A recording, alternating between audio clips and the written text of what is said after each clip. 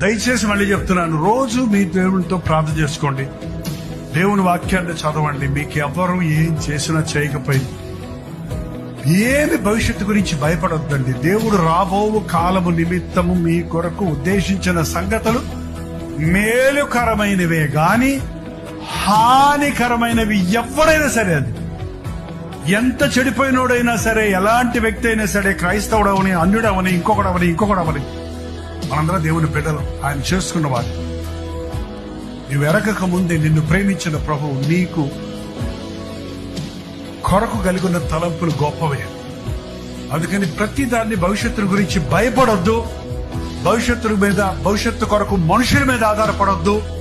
నాకు డిగ్రీలుంటే బతికిపోతాను, నాకు డబ్బులుంటే బతికిపోతాను, నాకు ఇల్లు ఉంటే క్షేమంగా ఉంటాను, నాకు ఇతర దేశంకి వెళ్ళి సెటిల్ అయిపోతే నాకు ఇంకెవడు తొంట ఉండదు అనే ఆలోచనలతో మనుషులు నిండిపోతాడు. చూసారా, ఇవన్నీ నిజం కాదు. కావాలంటే వాళ్ళందరూ అడిగి చూడండి, అవన్నీ నిజం కాదు. నాకు క్రీస్తుంటే నేను బతికిపోతాను.